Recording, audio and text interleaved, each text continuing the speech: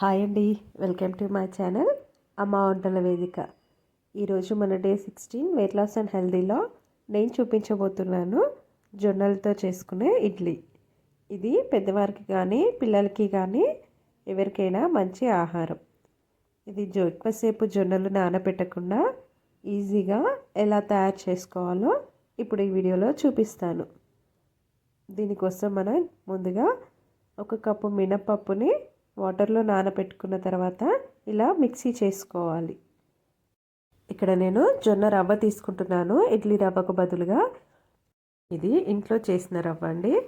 దీనికోసము జొన్నలు, రాగులు మరియు సజ్జలు 3 కూడా బాగా శుభ్రంగా కడుక్కొని ఆరబెట్టుకొని ఇలా మిక్సీ పట్టుకొని పెట్టుకోవాలండి రవ్వలాగా. దీనినే మనం గటక కూడా యూస్ చేసుకోవచ్చు.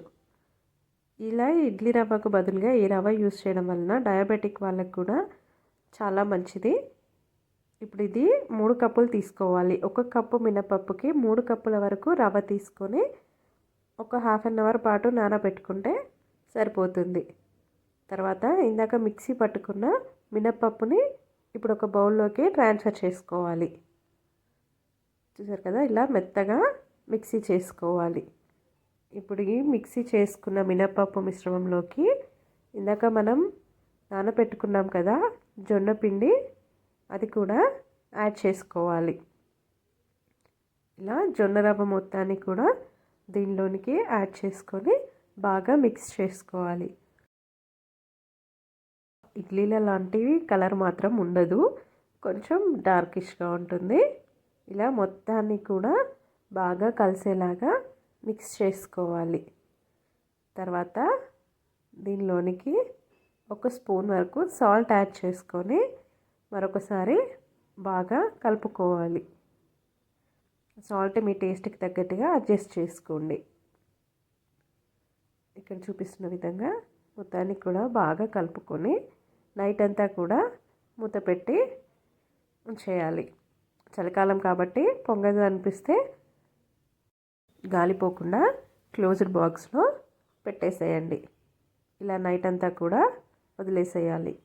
మీకు బ్యాటర్ ఏమైనా గట్టిగా అనిపిస్తే కొంచెం వాటర్ అడ్జస్ట్ చేసుకొని కలుపుకుంటే సరిపోతుంది.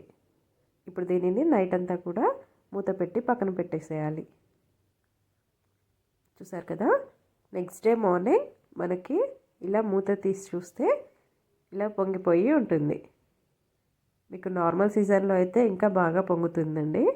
ఇప్పుడు మనకి వింటర్ కాబట్టి ఎక్కువగా పొంగటం లేదు. తర్వాత ఇప్పుడు దీని అంతటిని ఒకసారి బాగా కలుపుకొని మన ఇడ్లీ ప్లేట్స్ తీసుకొని ముందుగా ప్లేట్స్కి ఆయిల్ బ్రష్ చేసుకోవాలి. లైట్గా ఆయిల్ బ్రష్ చేసుకున్న తర్వాత దీనిలోనికి మన ఇడ్లీ బ్యాటర్ అనేది కొంచెం కొంచెంగా యాడ్ చేసుకోవాలి. ఈ ఇడ్లీలు కూడా చాలా టేస్టీగా ఉంటాయి. బరువు తగ్గాలనుకునే వారికి మాత్రం పర్ఫెక్ట్ ఆప్షన్ అండి. ఈ జొన్నలతో మీరు పొంగనాలు కూడా తయారు చేసుకోవచ్చు. ఈ పిండితో జొన్నలతో ఓన్లీ రొట్టె మాత్రమే కాకుండా ఇలా డిఫరెంట్గా చేసి పెడితే ఎవరైనా ఇష్టంగా తింటారు.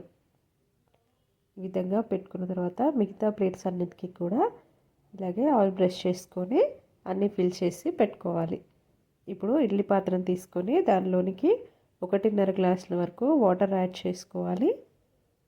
తర్వాత దీనిలోనికి మనం అన్నీ పెట్టుకున్న ప్లేట్స్ ఉన్నాయి కదా, ఆ ప్లేట్స్ అన్నీ కూడా దీనిలో ఉంచేసి మూత పెట్టేసేయాలి.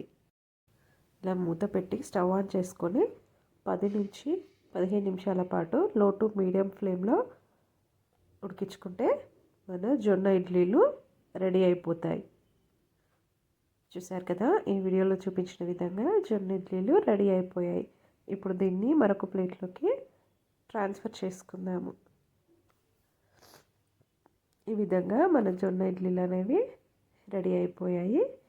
చూసారు కదా, కొంచెం కలర్ డిఫరెంట్గా ఉంటాయి నార్మల్ ఇడ్లీల కంటే.